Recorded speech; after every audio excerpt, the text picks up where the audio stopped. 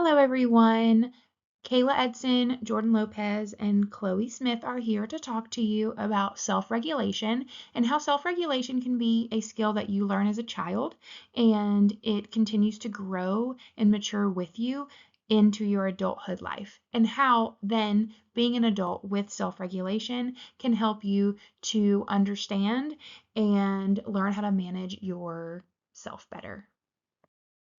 First, we're going to talk about learning to self-regulate, why it is important, and if you don't learn and practice it as a child, you truly are going to struggle as an adult because that self-regulation piece is really going to impact you in all areas of your life if you aren't careful.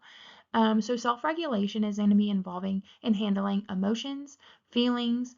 It's also going to help you with developing healthy habits in your lifetime.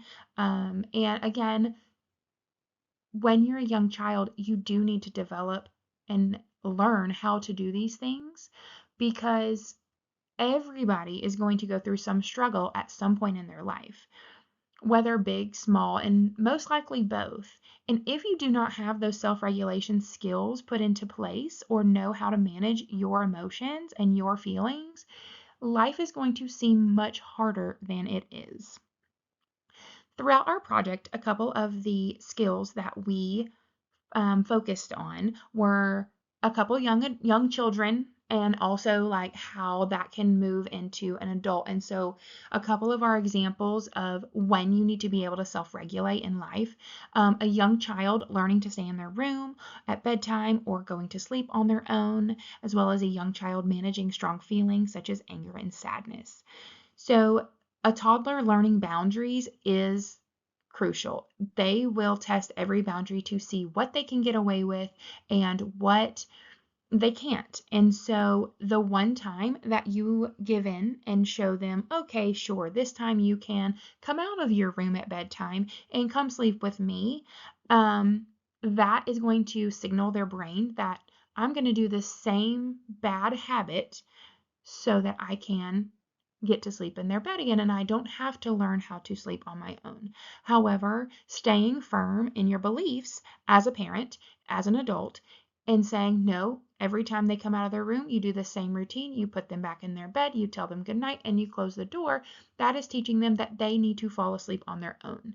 Same things when they have strong feelings as anger and sadness is truly talking to them and letting them know that these feelings are real and they are okay, but that we have to learn how to channel them. We have to learn how to calm ourselves down, and we have to really put these habits in with our young children so that they can learn to naturally do this on their own without you, and it will eventually get to that point.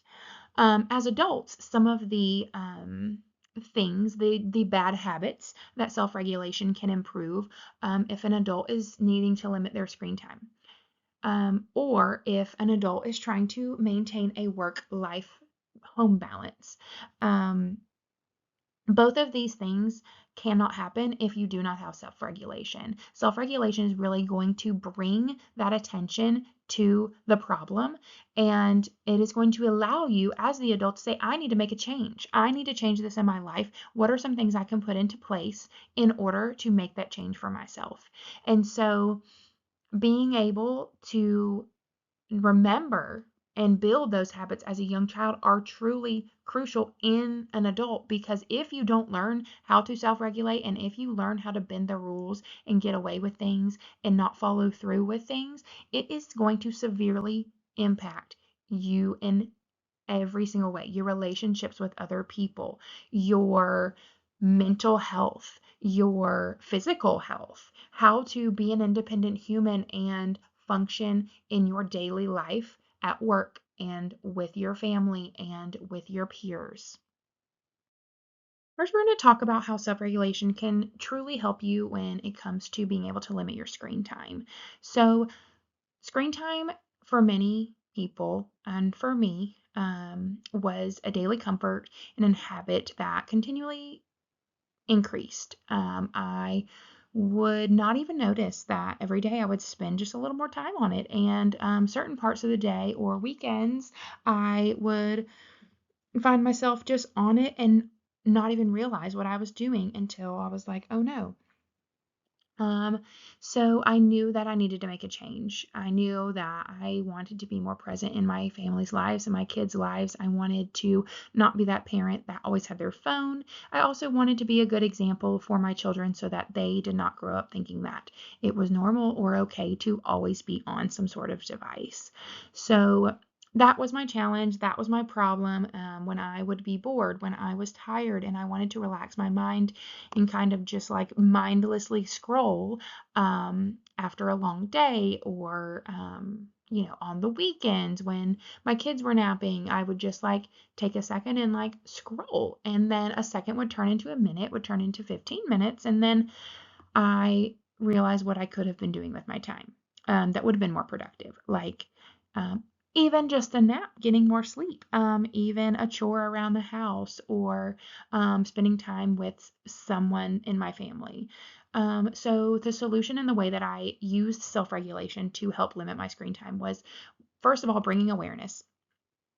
That's got to be first. You have to understand that you have a problem and that you need to change it. And so then before that, like that has to be first. Otherwise, you can't do anything if you don't think that you have a problem. So I began to limit my screen time by putting my phone in another room. I would come home in the evenings. I have an Apple Watch, but that would just tell me if I got a phone call or a text that I could either glance at and move on, or if I needed to respond and it was crucial or important, then I could go and get it. But otherwise, for little notifications from apps on my phone and things like that, I put it in another room away from myself and away from my kids, and we spent quality time together. I also would set limits on how long I could use different apps on my phone. And, it would be 30 minutes a day on all of the main ones that I was on, which was mostly social media. And once I reached my limit, or if I reached my limit in a day, which was 30 minutes each day, then it would no longer allow me to open that app. And then I additionally used a tracker on my phone to track the amount of total screen time that I used. So using these different steps was overall helping me to build my daily habits and refocus my activities, find the importance, and truly set a good example for my kids. It's something that I wanted to do for myself, and I've been wanting to do it for a long time, so it just kind of gave me the extra push to go ahead and do it. And it truly makes me happier. It truly makes me feel better when I'm not just like glued to my screen and mindlessly looking at junk. I have found truly that there are so many better ways to use my time. Next, we're going to talk about how self-regulation can help in young children, specifically with, maybe napping and sleeping in their own bed and going to sleep on their own, as well as handling their emotions. So problem is children constantly testing boundaries in their lives to tell right from wrong. And truly, I don't think that they always do this on purpose or because they're trying to be defiant, but yet they're doing these things because they truly don't know. They don't know unless they try. And so that is truly like they're sponges and they're learning, and we have to make sure that we teach them correct ways to self-regulate and manage their emotions. So I'm going to start by talking about managing their anger and sadness emotions, or just any strong feelings that they have. Over excitement and over joy could also fall in this category. So children, things set them off, but it can be something very little. So children can, um, their toy, just something malfunctions on one of the toys that they're playing with, and it's the end of the world. They start sobbing and yelling and crying and screaming, and then you fix it, and then they're all of a sudden better. Getting angry if someone, a friend or their sibling, takes their toy out of their hand or comes up and hits them. They get really angry, and sometimes they can retaliate and get them back, or they can push them, or they can yell at them and scream at them in a really harsh tone. All of these things are normal at a young child's age, and they are all okay to have big feelings and strong feelings about things. It's truly how we teach them to self-regulate. One thing that I talk about with my own children is I talk about how first I let them calm down. I'm going to always let them calm down. They're not going to listen to me when they're worked up and when they're upset. So, letting them calm down, giving them that moment and saying, let me know when you're ready to talk with me. And then they do, and they let me know that they're ready. And we have a conversation of tell me what happened. Even though I was there and I would have watched it, but tell me what happened. And then it is a conversation of, okay, well, what can we do in the future? Should we have done that? And having those conversations and letting them know, is it the end of the world? Should we cry about that? Or what can we do? Can we ask mom to fix my toy? Can we use our kind words instead of screaming in our sibling's face or pushing them down? Even if we don't like what they're doing, we don't want to do the same thing back, because just like they made us sad, we don't want to make them sad. We want to be kind and use our words. So showing them how to regulate when they're upset. They do not have to get that upset, that there's levels of being upset, and that can really help them. When it comes to children sleeping and napping in their own room, teaching them good sleep habits and that they can do it on their own is very, very important. As an adult, part of the solution is how you respond and you setting boundaries, because you're ultimately setting the rules.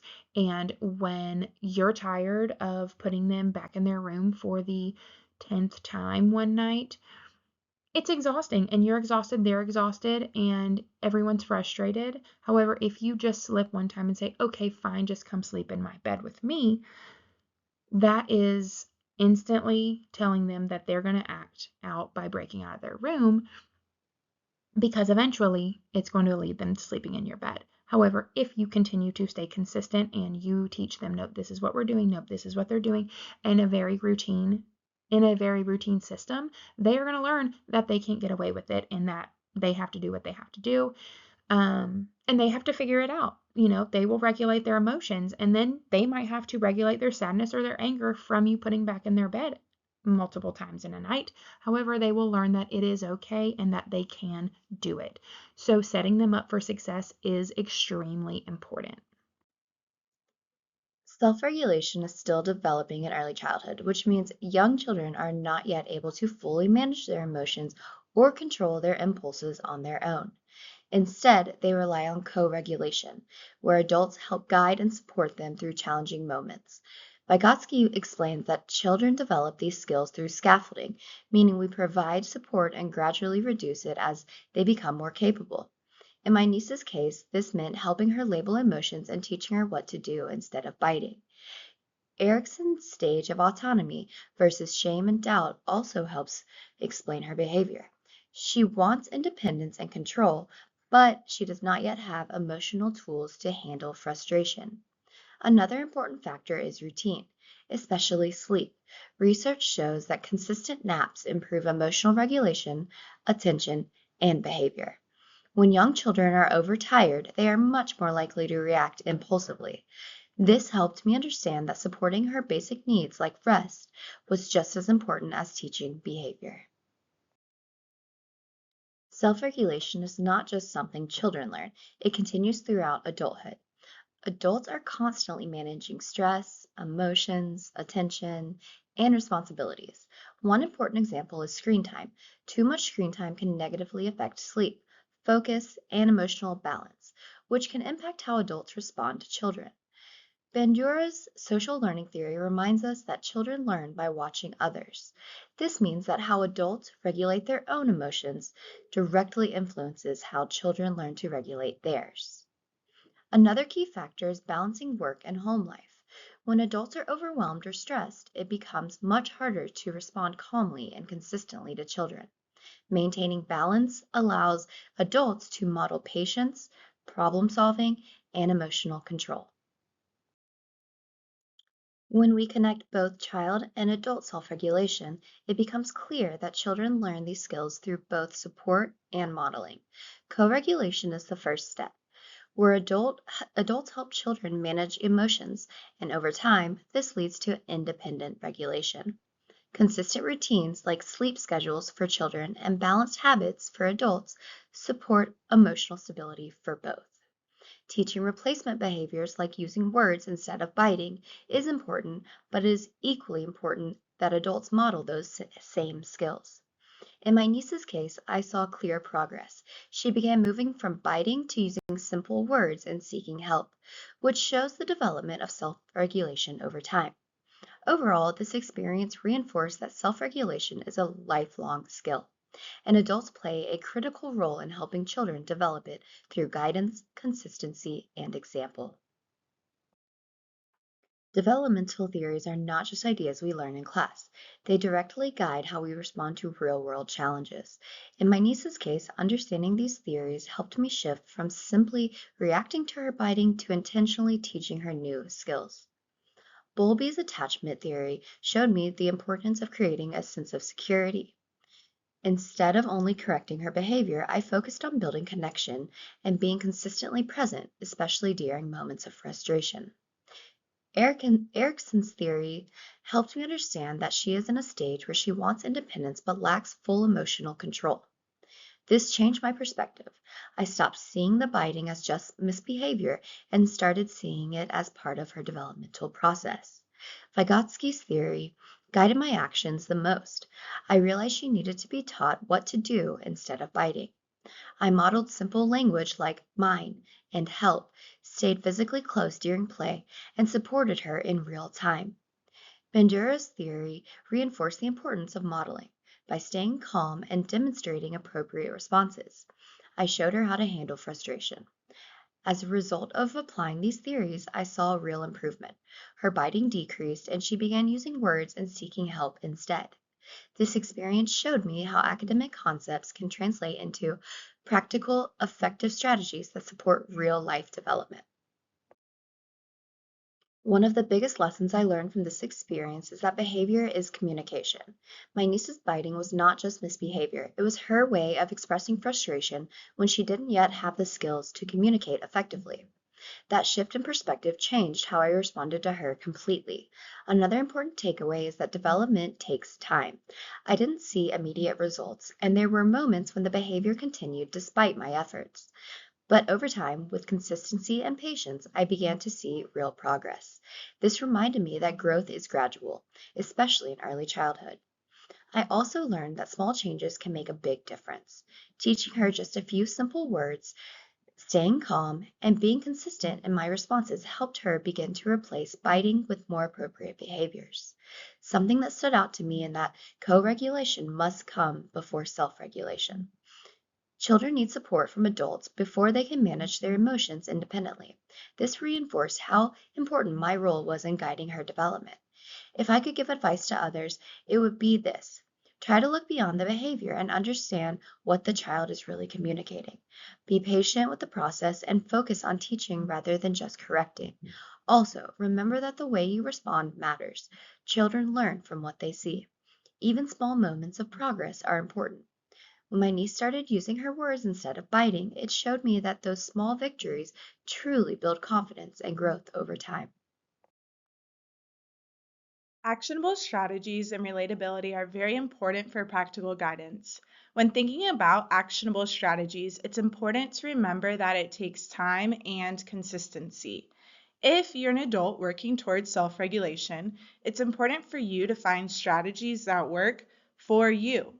Each of us are different, and there are so many strategies out there, but find one that you enjoy. For example, if time spent on your device is an issue, then fill it with something that entices you. Find a new habit to take place. Put your phone in another room and go bake something. Go for a walk or a run, start knitting, go hiking. For children, actionable strategies are implemented a lot through modeling. It's important for us to guide our children and students' behavior. Many psychologists agree that children learn through play. Modeling specific or desired behavior through play is a great place to begin with children. Equipping our children with tools and finding ideas that enhance our own enjoyment are two easy ways to begin. We are all living in this world and each doing our very best. Whether it be your job, social life, or personal, it's important to recognize where your regulation needs attention.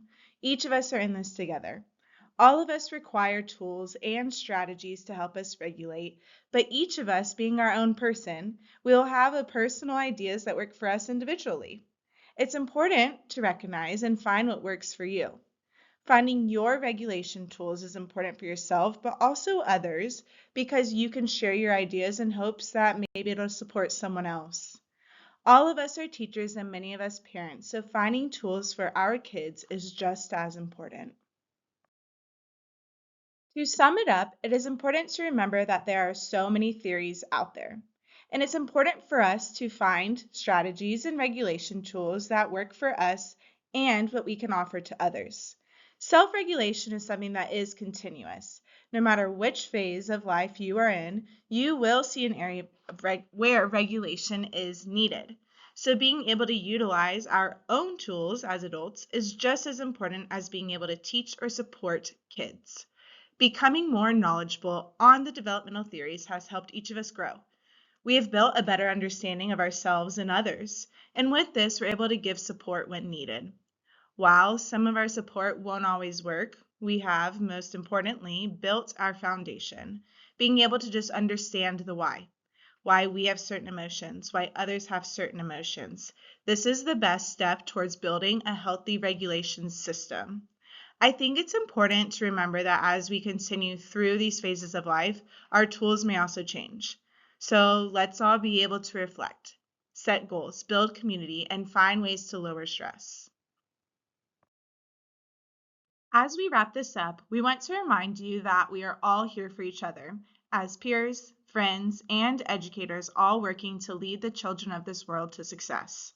We all need encouragement no matter where we are in life.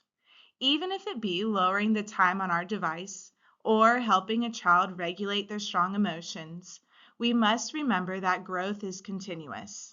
We and others will continue throughout all developmental stages in life. While keeping the stages and theories in mind, we can continue to build our knowledge.